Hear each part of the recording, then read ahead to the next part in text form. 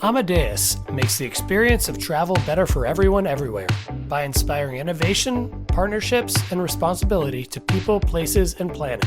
Our technology powers the travel and tourism industry, inspiring more open ways of working, more connected ways of thinking, centered around the traveler. Our open platform connects the global travel and hospitality ecosystem, from startups to big industry players and governments too.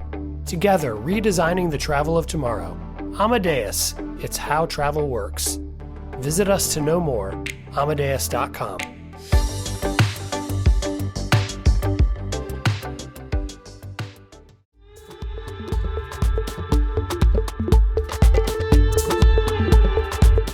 Welcome back to another episode of the Skift India Travel Podcast. Joining us today is Ayyappan Ragagopal, the CEO of online travel company Cleartrip. Along with Ayyappan, today I'll be delving into Cleartrip's post-acquisition journey, India's tourism growth, and Cleartrip's vision of becoming a travel super app.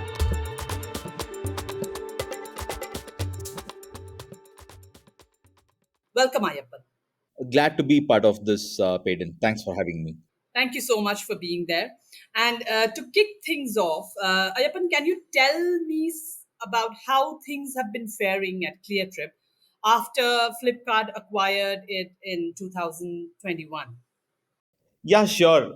So maybe before I delve into how the journey has been post the acquisition, a little bit of context on why Flipkart, an Indian e-commerce giant, entered into travel in the first place, right? That will give a lot of context into what we have been doing in the last 2 years.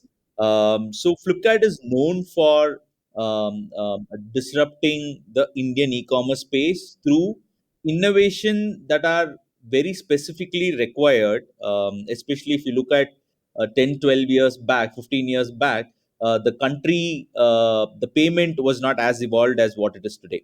The supply chain logistics was not as evolved as it is today. So if you look at the consumer behavior, it used to be very, very different. It was all very desktop heavy at that point of time. So from that perspective, Flipkart had to do a lot of innovation which are very, very unique to India. And that's how we have built every single business, whether we sold smartphones, electronics, furniture, fashion. That's the sort of approach we had taken. So when in Flipkart, we were exploring which are the next two, three big spaces that we should enter. Travel was definitely one such category for us for two reasons. One, the industry size is big, and we know that the Indian travel sector is going to grow multifold in the next few years. That's reason number one. Reason number two is, do we believe that the consumer expectations are all met with the existing set of players? While the online penetration is pretty high, it's more than 20% in the country, but have the customer experience been disrupted in any way digitally, both from experience perspective and also value perspective? The answer was a big no. With all due respect to the existing competition, we felt there is a huge room to grow there, and that's why we acquired a Cleartrip in the first place. Now, to specifically answer your question, I think the journey has been very, very fulfilling. And from our perspective, it's a long journey that we have undertaken for ourselves. We were number four OTA before Flipkart acquired the brand, and post the acquisition, within 18 months, we have become the second largest OTA. And the reason why or how we have been able to do that, I'll just quickly double click on that. First and foremost, the product led thinking that Cleartrip brought onto the table is pretty unique, and what we have been able to differentiate ourselves is completely built on the product that we have been able to build. Cleartrip was always known for its simple to use UI, clutter free experience, very, very design friendly. That's what customers keep talking about Cleartrip. So we took that thread along, and we started differentiating a lot more in the product led thinking. To give a few examples, India specifically, if you know, it's a value led market. A lot of people confuse between price and value. According to me, price is something what you pay, and value is something what you get. End of the day, Indian consumers are okay to pay. It's not the problem of paying, but if they believe that the value that they're going to get out is going to be higher, then there is a definite potential with respect to disrupting that space. And that we felt it's been broadly flat in the last few years in the travel sector in the digital space. So some of the things that we have been able to work and launch are one CT upgrade, we call it, which is basically a flight customer will get a free seal or a meal in select airlines and routes. This is one such example. Second example is affordability, where we have launched no cost EMI, we have launched low cost EMI, we have launched buy now and pay later. All of this have already started giving close to 10% adoption in the first year of its launch as well. But if you look at the digital travel space, every single player has a maximum of around 5 to 6%. So, since we have seen the goodness that it has been able to drive in Flipkart as an ecosystem, we know there is a huge room to grow. These are largely value led innovation. The second theme that we undertook was around flexibility, especially post COVID. What we realized is that customers wanted to postpone their entire travel purchase itself because they don't know what if I need to cancel my trip, what if I need to modify my date of travel, then I lose my the price of the flight or the price of the hotel completely. So that's when we came up with constructs like Cleartrip Flex, Cleartrip Flex Max, where the customers can modify or cancel the trip up to 24 hours before the journey, and they can get 100% refund, and that too within 24 hours. Cancel for no reason is another such example in hotels, where even at the time of check-in, right, you can just cancel a hotel and you can get your money refunded. So these are again goes on to show how we have been able to disrupt both on the value front and on the flexibility side of things. Apart from this, we have invested quite heavily on the process revamps internally, and also the CX automation. So we have been able to offer refund to customers in 24 hours, pick customer calls in less than 30 seconds, and that's one of our promises. All of this have led to our NPS touch industry leading.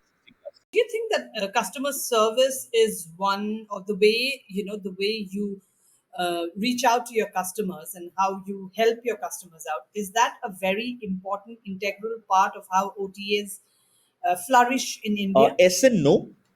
Is there a scope to differentiate yourself in the customer experience? Definitely yes.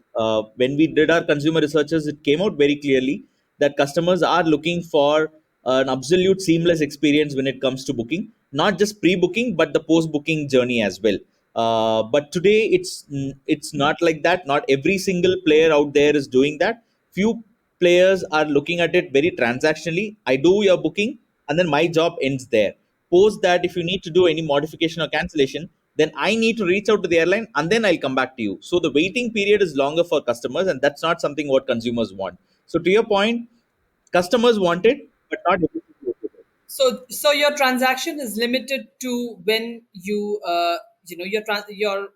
transaction is limited to your relation with the customer is related limited to the transaction. Once the transaction is over, you're saying that then the airline or the That's hotel will take over exactly for other that's the OTAs. larger play that multiple OTAs do it. Very few OTAs take the role of, like, you know what, it doesn't matter what the airlines tell you, I am going to solve the problem for you. So that's the sort of differentiator we have taken it upon ourselves, and we have been able to build it. And in an interview earlier, you had mentioned this concept about that the concept of the browse and buy market is relatively underpenetrated in India because it's mostly dominated by the search and buy part. That most you had also mentioned that most OTAs have mastered that. So how does Cleartrip plan to tap into this opportunity of the browse and buy Yeah, market? it's a good question. So, like you had mentioned also, right? We see internally the travelers have two use cases. One, I'm very clear where I want to go, and I'm going to use the OTA platform to come, check out the price, and make the booking and go. The second use case is going to be, I am very clear that I want to go on a vacation with my family for 10 days. Now, where do I go? What do I do? How much does it cost? What is the best recommendation that I can get? That second play is fairly a virgin market. Nobody is exploring that. Nobody is working on it. So we believe there is a huge scope to do that. And with the sort of new Gen Z travelers coming in to the traveling world, they are looking for the second option. The first option, I think it's a there's not much of a problem statement for a customer. There's nothing to be solved from an ecosystem perspective, from a brand perspective. So we are that's sort of largely a me too play. The second play is what is going to be a much differentiated one, where you can actually solve for customer up the funnel as well, and not just within the transaction. So how we are going to do it? I mean, of course, the GPT is the talk of the town, and definitely there is a play with that, and with the other sort of models that we are planning to build as well internally. That's one. Second, the browse led way of actually exploring the destination to customers is something we have seen in the commerce, and we believe that it can be replicated here. But I think some of the players, to be fair, some of the players have tried as well in the past. But the reason why nobody has been able to succeed so far is because you cannot have a cookie cutter approach on this. You cannot give to every single customer the same set of destinations. You need to understand whether the customer is a value seeking customer, an experience seeking customer, an adventure seeking customer, and accordingly you need to give them the options. And if they are traveling with their families, or they are traveling as couples, or they're traveling as solo. So all of these understanding is very critical.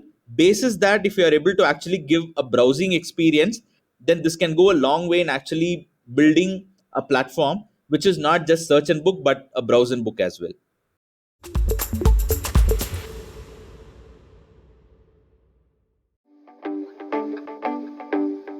Amadeus makes the experience of travel better for everyone everywhere by inspiring innovation, partnerships, and responsibility to people, places, and planet.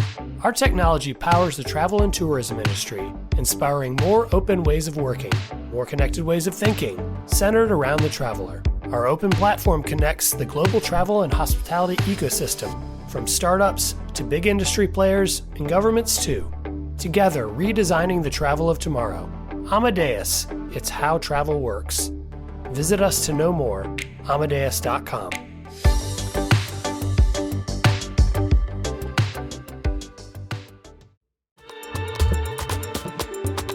Interesting. And Ayyappan, does this also help towards Cleartrip's aspirations of becoming a travel super app, the browse and buy market? And could you elaborate on what this aspiration entails, and what are the key components or features that will define Cleartrip as a travel Yeah. super app? So, firstly, I think the super app as a concept, right? I mean, I have a very different view to it. Globally, a lot of people want to build a super app, and they associate themselves as super app. But I think in the current world, where the spaces of that you have, the size of the memory that you get in phones, you can have 500 to 600 apps as well, and everybody knows now how to build a low memory occupying or low space apps. So that's not going to be the constraint. From a customer point of view, if you look at it, if you are going to be the end destination from both the perspectives, what are those two perspectives? The first perspective is every single line of business within travel, whether it is flight, hotel, buses, trains, cabs, activities, forex, visa, you name it, anything with respect to travel, I have it. So that is like one perspective. The second perspective also is, it's not just about me booking and then your job ends there, because end of the day the experience for a customer starts when the customer goes to that particular destination, and then she starts thinking about, like, what do I do here? And at that point of time, if you don't have a role to play, then I don't think any app can call themselves as a super app. To me, a super app is one where anything related to travel, whether it gives you a booking transaction value, a revenue or not, you need to be connected with the customer from the starting point of the planning journey till the customer comes back home. That is to me a destination play. And for that, there is a lot of content play involved. There is a lot of booking that we had discussed with respect to exploration and booking, post booking experience. If something goes wrong, then how do you connect to the customers? Everything, all of this plays a massive role. But yes, our long term goal is to be available in every line of business. Today we are present in three. We want to be available everywhere, including packages, holiday packages and experiences. But more than that, to me, the larger goal is, like I said, from the time the planning starts till the time the customer comes back home.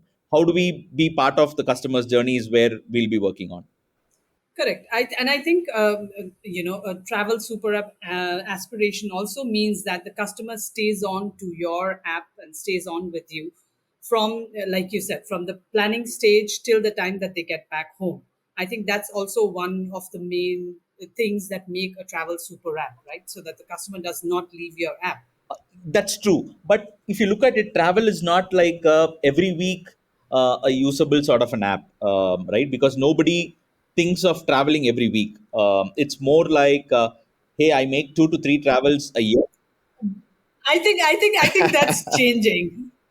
I think that's definitely changing because the way Indians are traveling right now, it may not be necessarily taking a plane and like flying off to another city or state, but the way Indians are traveling now, any long weekend or anything, you'll just see hordes of people traveling, just taking their cars and traveling. So I think now travel not being every week, at least fortnightly, does figure in many of their plans. You're right. I think the revenge travel is something that's very, very clearly evident. If you look at 2023, it's very different from the way consumers used to, or the travelers used to travel pre-COVID. The life used to be initially first save, then spend. Now it's like see the world, then you can think of saving. So definitely the revenge travel is out there. You're absolutely right on that. But still, it's not a category where you spend $3 or $4 every single travel trip.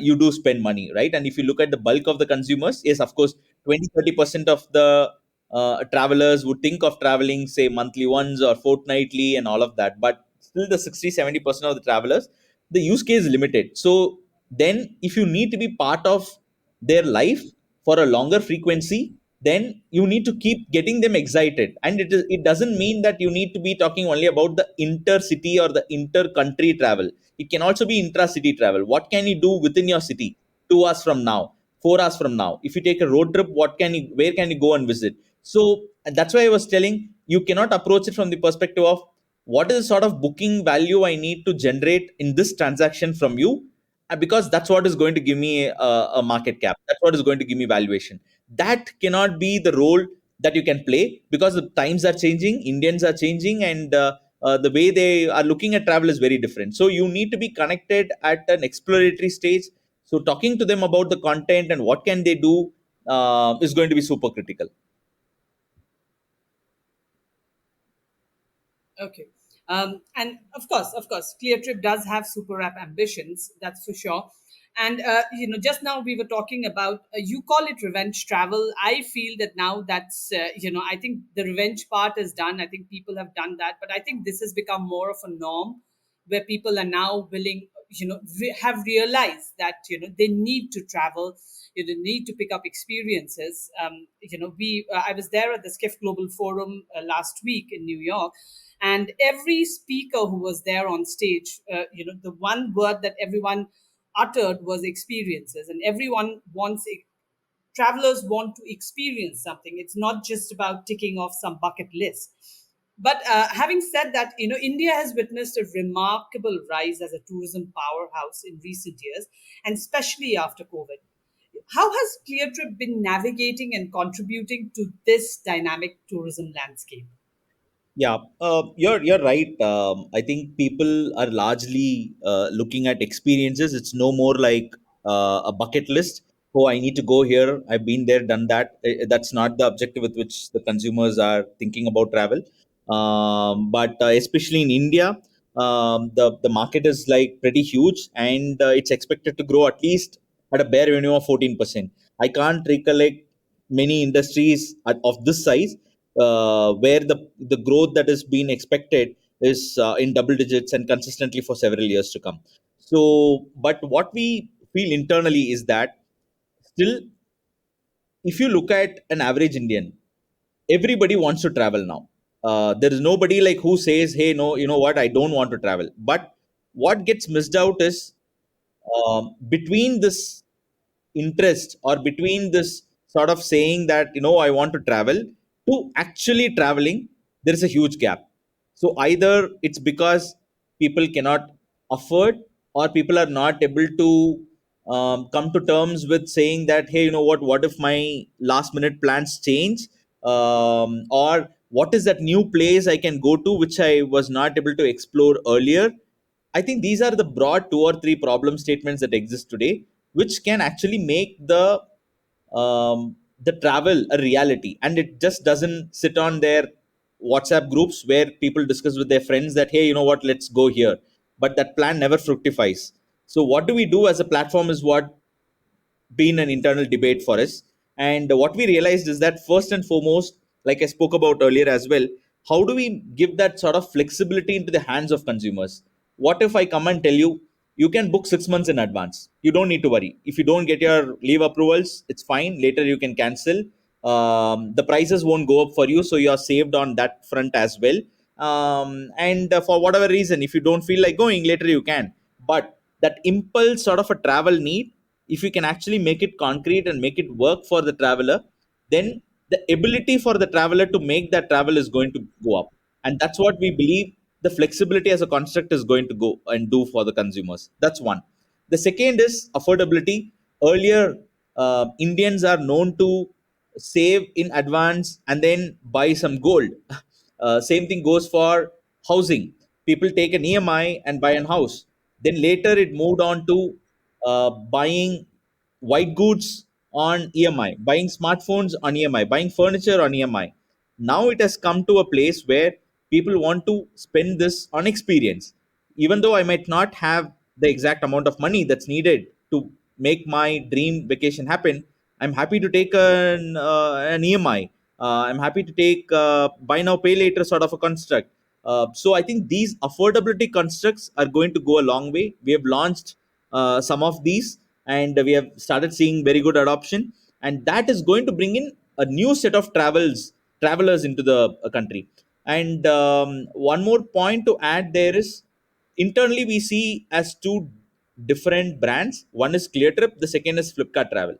So Cleartrip is going to be a lot more for the evolved travelers, high spenders, travelers who have been traveling for quite a bit amount of time, all of that.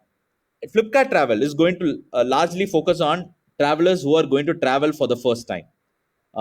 Kids who have always traveled with parents, but they are going to make their first trip, because those customers are already with Flipkart. We know what they shop, we know how they consume, we know how do they use their financing constructs. Now, through this base, through this brand, we believe we can get so many new travelers into the ecosystem, but being Flipkart being the first app which will enable the travel. So these are some of the things that we are internally working on, through which we believe we'll be able to cater to this base which love to travel.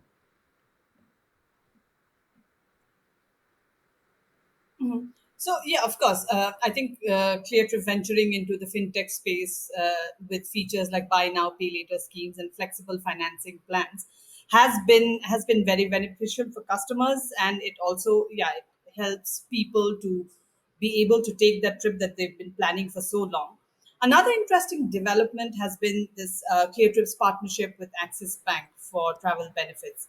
Can you talk a little bit more about this partnership, and do you have any plans for a co-branded credit card? Yeah, I'll take both the parts of the question. To the first part, or actually both will get addressed simultaneously. The When we thought about bank partnerships, firstly, it's very critical, because these affordability solutions and what can banks provide as well to enable travelers, travel is super critical. So when we were exploring that, we realized there are so many co-branded credit cards already existing, not just in travel, but if you look at the entire ecosystem in India, there are like minimum of 70 to 80 co-branded credit cards, right? That's a massive number. And if you look at the credit card base in the country, it has not even crossed 2% of the entire country. So within the 2% base, there are so many co-branded credit cards. So what do they stand for?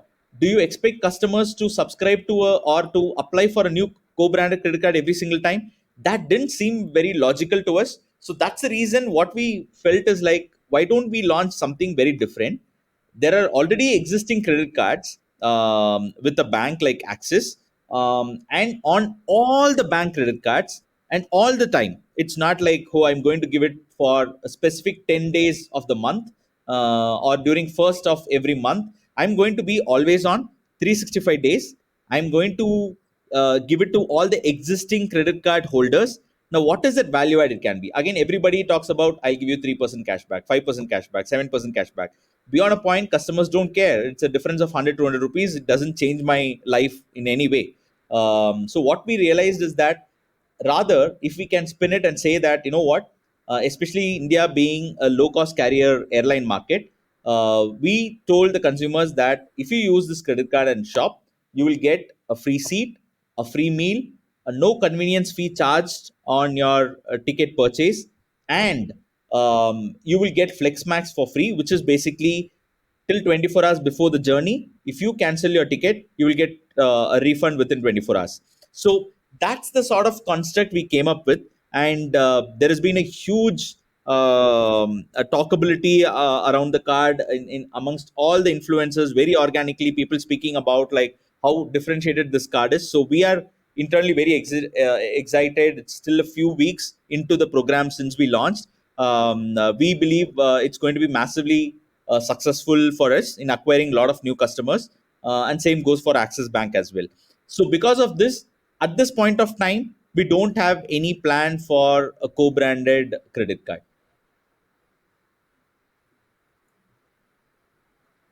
Mhm. Okay, I got my answer. I actually wanted to point out to this really interesting, campaign that you've started, taking off from the, quote unquote kid adults campaign that Flipkart used to do earlier, talking about how e-commerce is can be that easy. You don't need to put a lot of thought in it. It's like child's play. So you've used the same concept to show recently that about to talk about travel, and and you want to tap into the impulsive traveler. So can you talk a little bit about that? About do you about the fact that you want to encourage impulsive traveling through your new campaign? Absolutely. Yeah. So, two pointers to that. One is the vehicle that we use, which is Kid Adults. Second, what do we think about impulse travel? So, the reason why we use Kid Adults in the first place in Flipkart years back is because shopping online was very nascent and people did not have a lot of trust. So, we had to bring in constructs like cash on delivery and tell consumers that, hey, you know what, you don't need to worry. You can just pay cash as well once you get the product. And purchasing it online is a child's play, and even kids can do it. So when kids tell you that, you know what, it's so easy, it lands even more harder. So we felt that in travel as well, it's the same problem statement, but the problem is little more pronounced because the ASP of the average selling price of the ticket size basically of travel is pretty high. It's minimum of 10 to 15,000 rupees, especially if you're traveling with your family. So in that case, the trust is even more questionable. So that's when we thought, okay, let's go in with the same campaign that we had done, the same campaign route that we had taken, which is Kid Adults, which worked brilliantly for Flipkart, because whatever we did through Flipkart in e-commerce is what we are trying to replicate in travel through Cleartrip. So it is a child's play. You can come book your ticket. There's nothing to worry. You don't need to rely on any offline agent or anybody without giving you a transparent pricing post booking service. You won't be left in the lurch. So that was a fundamental reason we went with that sort of vehicle. On campaign assets, like you earlier pointed out, the customers are now thinking about experiences. People are thinking about weekly travel and fortnightly travel, which means that this category, which was never associated being impulsive, has started becoming impulsive. So that's a huge insight for us to take it as a platform and explore and leverage, like how can we use. And this festive season, typically in festive season in India, the shopping trend goes really high. People save in the first half of the year and spend in the second half of the year. And we felt travel should be one of the foremost categories where people should spend on. And if you can buy on impulse a fashion product, a smartphone, a TV, why can't you travel somewhere as well? So that was the genesis of that thought. And fingers crossed, the sale is going live in 2 days.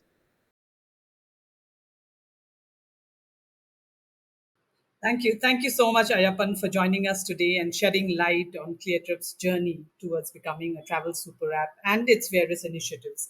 It's been a pleasure having you. Thanks, Peden. My pleasure. Had fun.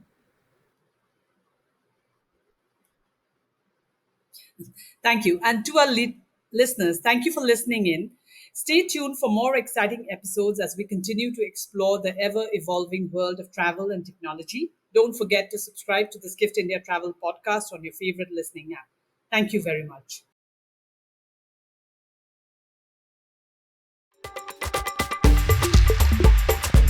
This has been the Skift India Travel Podcast. Thank you for listening.